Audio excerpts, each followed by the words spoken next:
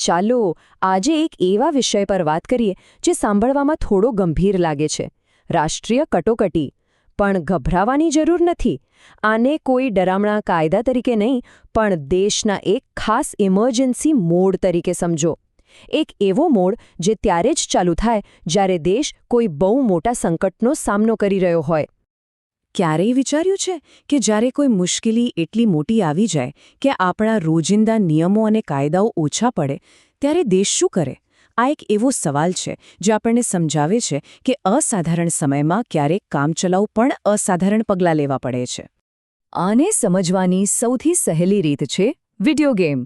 જેમ ગેમમાં કોઈ મુશ્કેલ લેવલ પાર કરવા માટે આપણે ખાસ પાવર અપ કે ઇમરજન્સી મોડ એક્ટિવેટ કરીએ છીએ ને, બસ એ જ રીતે સરકાર પણ દેશ પર આવેલા કોઈ મોટા સંકટને પહોંચી વળવા માટે બંધારણ તરફથી મળેલી કેટલીક ખાસ શક્તિઓનો ઉપયોગ કરે છે. અને હા, આ કોઈ કાલ્પનિક વાત નથી. ભારતના ઇતિહાસમાં આવું 3 વાર થઈ ચૂક્યું છે.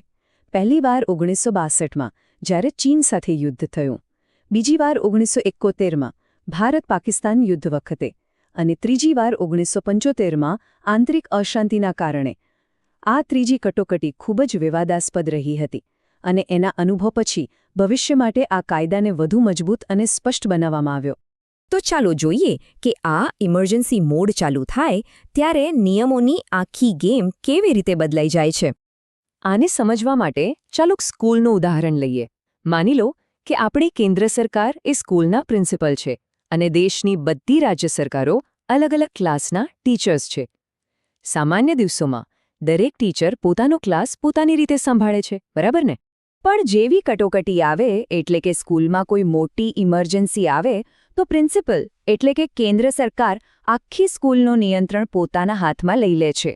હવે આ ટેબલ જુઓ. સામાન્ય સમયમાં રાજ્યો પોતાના કાયદા બનાવે છે, પણ કટોકટીમાં કેન્દ્રની સંસદ રાજ્ય માટે કાયદા બનાવી શકે છે. એ જ રીતે રાજ્યનો વહીવટ અને તેમનું બજેટ પણ કેન્દ્રના નિર્દેશ પ્રમાણે ચાલે છે. એટલે ટૂંકમાં કહીએ તો રાજ્યની સત્તાના જે 3 મુખ્ય પાયા છે, કાયદા બનાવવાની સત્તા, વહીવટ કરવાની સત્તા અને પૈસાની બાબતો, આ બધું કામચલાઉ રીતે કેન્દ્ર સરકાર પાસે જતું રહે છે.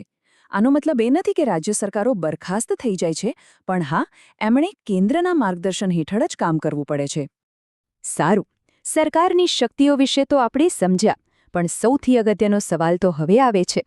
આ બધામાં આપણા એટલે કે સામાન્ય નાગરિકોના મૂળભૂત અધિકારોનું શું થાય? 1 મિનિટ માટે વિચારો કે તમે સોશિયલ મીડિયા પર કોઈ મુદ્દા પર પોતાનો વિચાર લખો છો, અથવા મિત્રો સાથે મળીને કોઈ વાતનો શાંતિથી વિરોધ કરવા માંગો છો. આ બધા આપણા અધિકારો છે, બરાબર? હવે કલ્પના કરો કે અચાનક આ અધિકારો થોડા સમય માટે પોઝ કરી દેવામાં આવે. કટોકટીમાં આવું બની શકે છે. તો નિયમ એવો છે કે જો કટોકટી યુદ્ધ કે બહારના કોઈ હુમલાને કારણે લાગી હોય, તો બંધારણનો અનુચ્છેદ 19 આપોઆપ સસ્પેન્ડ થઈ જાય છે. અનુચ્છેદ 19 એટલે આપણને બોલવાની, ભેગા થવાની અને દેશમાં ગમે ત્યાં હરવા ફરવાની આઝાદી. આ સિવાય રાષ્ટ્રપતિ બીજા મૂળભૂત અધિકારોને પણ સસ્પેન્ડ કરવાનો આદેશ આપી શકે છે. આ એક બહુ મોટું પગલું છે, જેની નાગરિકોના જીવન પર સીધી અસર પડે છે. પણ અહીંયા એક ખૂબ જ રાહતની વાત પણ છે. કેટલાક અધિકારો એવા છે જેને કોઈ ક્યારે હાથ પણ લગાવી શકતું નથી. ચાલો એ અતૂટ રક્ષણ કવચ વિશે જાણીએ. ચાલો પાછા આપણી વિડિયો ગેમ પર જઈએ. યાદ છે, જેમ ગેમમાં અમુક પાવર કે શિલ્ડ એવા હોય છે જે પરમેનન્ટ હોય છે, જેને કોઈ છીનવી નથી શકતું. બસ એ જ રીતે આપણા બંધારણમાં પણ કેટલાક અધિકારોને આવું જ એકદમ મજબૂત, અતૂટ રક્ષણ મળેલું છે. અને આ અતૂટ રક્ષણ કવચ આપણને મળ્યું 1978ના 44માં બંધારણીય સુધારાથી. આ સુધારાએ પાક્કું કરી દીધું કે દેશમાં ગમે તેવી કટોકટી હોય, 2 અનુચ્છેદ એવા છે જેને ક્યારેય સસ્પેન્ડ કરી શકાશે નહીં. અનુચ્છેદ 20 અને 21. આ આપણા લોકતંત્ર માટે બહુ મોટી વાત હતી. તો આ 2 સુપર પ્રોટેક્ટેડ અધિકારો છે કયા? પહેલો છે અનુચ્છેદ 20, જે કહે છે કે કોઈ પણ વ્યક્તિને કોઈ ગુના માટે ખોટી રીતે સજા ન કરી શકાય. અને બીજો સૌથી મહત્વપૂર્ણ અનુચ્છેદ 21, એટલે કે જીવન જીવવાનો અને વ્યક્તિગત સ્વતંત્રતાનો અધિકાર. આનો સીધો મતલબ એ છે કે કટોકટીમાં પણ કોઈની પણ આઝાદી કાયદાકીય પ્રક્રિયા વગર છીનવી શકાતી નથી. સારું, તો આ ઇમરજન્સી મોડ કાયમ માટે તો ન જ હોય, એ હંમેશા કામચલાઉ હોય છે. તો ચાલો જોઈએ કે આ મોડમાંથી બહાર નીકળવાના રસ્તા કયા છે. જુઓ, આ મોડને બંધ કરવા માટે 3 ઓફ સ્વિચ છે. પહેલું, રાષ્ટ્રપતિ પોતે જ કહી શકે છે કે બસ હવે બધું બરાબર છે, કટોકટી પૂરી. બીજું, સંસદમાં દર 6 મહિને આની મંજૂરી લેવી પડે. જો મંજૂરી ન મળે તો કટોકટી આપોઆપ પૂરી થઈ જાય. અને ત્રીજો અને સૌથી રસપ્રદ રસ્તો, જો લોકસભાના ફક્ત 10% સભ્યો પણ તેને સમાપ્ત કરવાનો પ્રસ્તાવ મૂકે અને તે પાસ થઈ જાય તો પણ કટોકટી પૂરી થઈ જાય. આ બતાવે છે કે આખરી સત્તા લોકોના પ્રતિનિધિઓના હાથમાં જ રહે છે. તો આ બધી ચર્ચા પછી ચાલો એ સમજીએ કે આ બધું જાણવું આપણા માટે કેમ આટલું જરૂરી છે.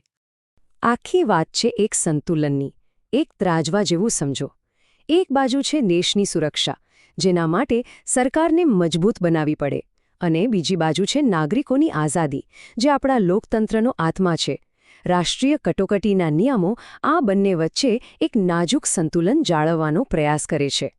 તો છેલ્લે એક સવાલ જે આપણે બધાએ વિચારવો જોઈએ, જ્યારે દેશ પર કોઈ મોટું સંકટ આવે ત્યારે દેશની સુરક્ષા અને આપણી પોતાની સ્વતંત્રતા વચ્ચે સાચું સંતુલન શું હોવું જોઈએ? આના પર વિચારવું અને ચર્ચા કરવી એ એક જાગૃત નાગરિક તરીકે આપણી સૌની જ જવાબદારી છે.